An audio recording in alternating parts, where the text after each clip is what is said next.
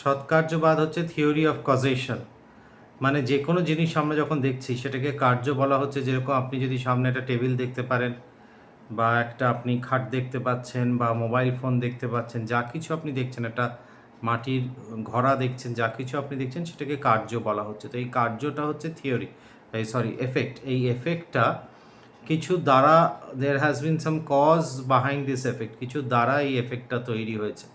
তো এটাকে বলা হয় সৎকার্যবাদ। মানে কার্য নিজের কারণের ভেতরে সৎ রূপে বিদ্যমান থাকে। মানে the effect is present in its cause in a dormant way, but it is always present.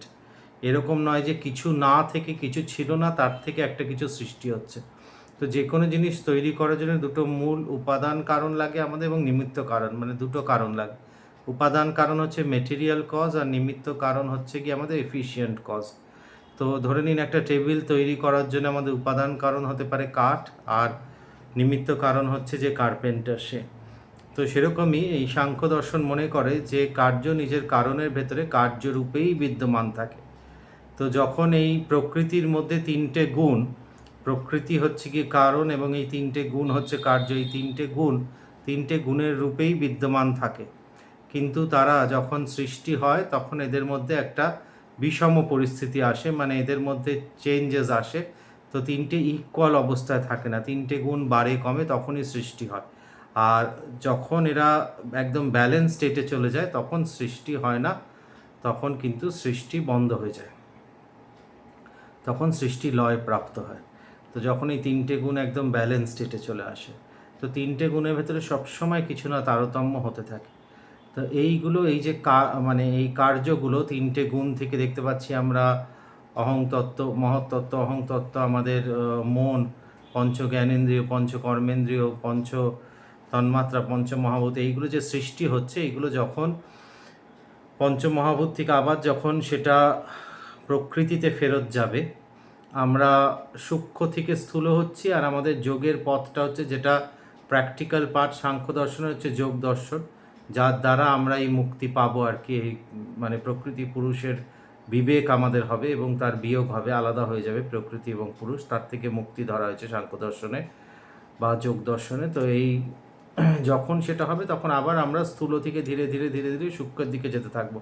কিন্তু সূক্ষ্মর দিকে গিয়ে যখন আমরা প্রকৃতিতে পৌঁছাবো, তার মানে এই না যে প্রকৃতিতে গিয়ে এই গুণগুলো বা আমাদের এই সমস্ত এই পঞ্চজ্ঞানেন্দ্রিয়, পঞ্চকর্মেন্দ্রীয়, এই তিনটে গুণ, এইগুলো সমস্ত কিছু প্রকৃতির মধ্যে গিয়ে শেষ হয়ে যাচ্ছে, তা নয়। এইগুলো প্রকৃতির মধ্যে সুপ্ত অবস্থায় থাকছে, কার্য নিজের কারণে কার্যরূপেই বিদ্যমান থাকে, সাংখ্য দর্শন মানছে। এগুলো আবার সুপ্ত রূপে বিদ্যমান থাকছে, সেইগুলো আবার যখন সময় হচ্ছে তখন ধীরে ধীরে ধীরে ধীরে সেইগুলো আবার ইভলভ করে প্রকট হচ্ছে সেগুলো। এখানে বেদান্ত দর্শনের সাথে একটা পার্থক্য আছে, বুঝতে হবে। বেদান্ত দর্শন মনে করে কার্য নিজের কারণের মধ্যে কারণ রূপে বিদ্যমান থাকে। তো আমরা যখন এই শরীরটাকে, মনুষ্য জন্মকে আমরা যখন দেখছি, তখনও আমরা ব্রহ্ম, কারণ হচ্ছে সমস্ত কিছুকে ব্রহ্ম মানা হয়েছে, ব্রহ্ম একমাত্র কারণ ওখানে। তো ব্রহ্মকে প্রধান মানা হয়েছে, কারণ মানা হয়েছে। তো আমরা এখনও ব্রহ্ম, আমরা অতীতেও ব্রহ্ম ছিলাম, ভবিষ্যতেও আমরা ব্রহ্মই থাকবে, এর মধ্যে কোনো পরিবর্তন হবে না। তাই কার্য নিজের কারণের মধ্যে বেদান্ত দর্শনের হিসেবে কারণ রূপেই সবসময় বিদ্যমান আছে। আর সাংখ্য দর্শনে কার্য নিজের কারণের মধ্যে কার্যরূপে বিদ্যমান থাকে। তার মানে এই তিনটে গুণ যখন প্রকৃতিতে লয় হয়ে যায়, এটা তিনটে গুণ অবস্থাতেই থাকে, কিন্তু তারা যেহেতু সাম্য অবস্থা প্রাপ্ত, একদম ব্যালেন্সড হয়ে যায়, তখন আমরা ক্রিয়েশনকে দেখতে পারি না। There is a cessation of creation. আর সাংখ্য দর্শনে আমাদের কী মানতে হবে, কী করে মুক্তি হয়েছে সাংখ্য দর্শন যোগ দর্শনের ক্ষেত্রে। সাংখ্য দর্শন যোগ দর্শনের ক্ষেত্রে, তাহলে এই সাংখ্য দর্শন যোগ দর্শনের ক্ষেত্রে আমরা কি করে মুক্তি মানব, কি করে মুক্ত হয়। তো সাংখ্য দর্শনের প্র্যাকটিক্যাল পার্ট, কিভাবে মুক্ত হবে। সাংখ্য দর্শনে যেরকম বলছে যে পুরুষ এই প্রকৃতির যে এভলিউশন, তার মধ্যে এই বন্ধনের মধ্যে আবদ্ধ হয়ে তখন সে কষ্ট পায়, তখন সে নিজের স্বরূপে স্থিত হতে চায়, তার যে অরিজিনাল স্টেট, পিওর কনসিয়াসনেস তখন নিজের অরিজিনাল স্টেটে স্থিত হতে চায়। তো তাকে এই বন্ধন থেকে মুক্ত করে হচ্ছে প্রকৃতি, পুরুষ নিজে মুক্ত হতে পারে না। তো প্রকৃতি কখন মুক্ত করে? যখন দেখে যে এই তার ভেতরে ধর্মমেঘ সমাধি উৎপন্ন হয়েছে। ধর্মমেঘ সমাধি মানে হচ্ছে গিয়ে যার মধ্যে এই নিজের চেতনাকে জানার জন্যে গভীরভাবে একটা সাধনার মানে যে চেষ্টা করেছে সেটাকে বলা হয় ধর্মমেঘ সমাধি। তো এরকম ধর্মমেঘ সমাধি যখন এসে উপস্থিত হয়, যখন সে সবসময় সেই সমাধি স্থিতিতে থাকে, তখন আমি আগের দিনও বললাম যেরকম যে শেষ সূত্র হচ্ছে যোগ দর্শনে পুরুষার্থ শূন্যানাম গুণানাম প্রতিপ্রসবঃ কৈবল্যং স্বরূপ প্রতিষ্ঠা বা চিতিশক্তিরীতি। মানে হচ্ছে এই গুণগুলো তখন আস্তে আস্তে আস্তে আস্তে নিজেকে প্রকৃতির মধ্যে ফেরত নিয়ে নেয় এবং পুরুষকে এই গুণের ইনফ্লুয়েন্স থেকে মুক্ত করে দেয়। তো এই প্রথম সূত্র যোগ দর্শনের হচ্ছে কি অত যোগ অনুশাসন, তবে যোগ চিত্তবৃত্তি নিরোধ, যে চিত্তবৃত্তি নিরোধ হবে এবং তাতে কী হবে? তাদের দ্রষ্টু স্বরূপে অবস্থান, তখন সে দ্রষ্টা নিজের স্বরূপে অবস্থান করবে। দ্রষ্টাকে পুরুষ, প্রথমেই বলছি পুরুষের রোল কি? সে সাক্ষী, সে দ্রষ্টা, তার আর কোনো রোল নেই। কিন্তু তার মধ্যেই একটা অভ্যাস হয়ে যাচ্ছে যে সে প্রকৃতির এই খেলার মধ্যে, লীলার মধ্যে সে নিজেকে মনে করছে সেই বন্ধনে পড়ে গেছে, সেটা মনে হচ্ছে তার। হ্যাঁ, তার এই বন্ধনে পড়ে গিয়ে সে তখন কষ্ট ভোগ করছে। এই আমাদের শরীর মন ইন্দ্রিয়র যে জাল, তার মধ্যে সে আটকে গিয়ে সে কষ্ট ভোগ করছে।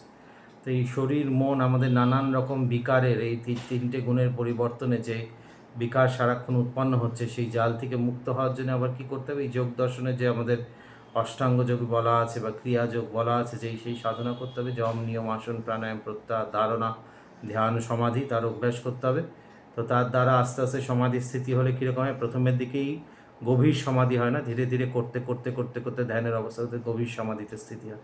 তো গভীর সমাধি যখন স্থিতি হয়, তখন পূর্ব সংস্কারগুলো মুছে যেতে থাকে ধীরে ধীরে। তারপরে ধর্মমেঘ সমাধি এসে উপস্থিত। ধর্মমেঘ সমাধি যখন হয়, তখন ধর্মমেঘ সমাধির সময় কীরকম হচ্ছে কি? মানে এবার পিওরেস্ট ফর্ম অফ সমাধি। তখন ধীরে ধীরে ধীরে ধীরে এই গুণগুলো নিজেকে সরিয়ে নেয় এবং পুরুষকে মুক্ত করে। যার জন্যে সাংখ্য দর্শন বা যোগ দর্শন প্রকৃতিকে প্রধান মনে করেছে। মানে মুক্ত করার, পুরুষকে মানে পিওর কনসিয়াসনেসকে মুক্ত করার জন্যে প্রকৃতি অ্যাক্টিভ, পুরুষের অ্যাক্টিভিটি এখানে কিছু নেই, প্রকৃতি অ্যাক্টিভ। এবং এই প্রণালীটা কিভাবে মুক্ত হবে? তার জন্য হচ্ছে কি এই যে যম, নিয়ম, আসন, প্রাণায়াম, প্রত্যাহার, ধারণা, ধ্যান, সমাধি, এটাই হচ্ছে প্রসেস। ফিলোসফিটা হচ্ছে সাংখ্য দর্শন। সাংখ্য দর্শন না জানলে যোগের অভ্যাস করে অ্যাটলিস্ট স্বাস্থ্যসম্মত ফল আমরা কিছু পাবো না। ওই একটু হাতের ব্যথা কমে গেল, পায়ের ব্যথা, এগুলো স্বাস্থ্যসম্মত ফল নয়। স্বাস্থ্যসম্মত ফল এগুলো বললাম যে এগুলো সমস্ত মোক্ষ দর্শন, এরা হচ্ছে সৃষ্টি কী করে হয়েছে সেটা বলেছে, তারপরে সেটাতে আমরা বসে থাকবো সৃষ্টি হয়েছে কি করে জেনে, তা নয়। সৃষ্টি থেকে মুক্ত হব কি করে? কারণ পুরুষ যে পিওর কনসিয়াসনেস, পিওর চৈতন্য শক্তি, যে সে এই সৃষ্টির মধ্যে এসে কষ্ট পাচ্ছে, তখন সে মুক্ত হতে চাইছে। মুক্ত হওয়ার পদ্ধতিটা কি? যোগ দর্শন। তো এইগুলো সবই দ্বৈতবাদী দর্শন, তার জন্য এগুলো বহু তত্ত্বকে মেনেছে, একের অধিক তত্ত্বকে মেনেছে।